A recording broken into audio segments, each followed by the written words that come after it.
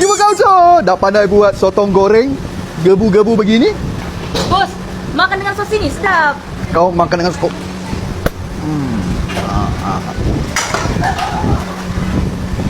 Hamzah Mirani. Pertama sekali kita sediakan sotong potong ring begini. Kita perapkannya dulu ya.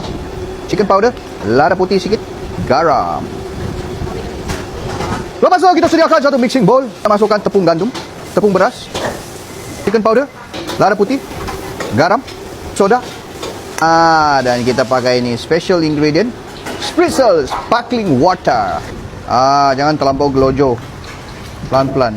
Okey, pastikan dia punya konsistensi begini ya. Nampak tak guys? Kita masukkan sotong. Sediakan minyak panas. Okey.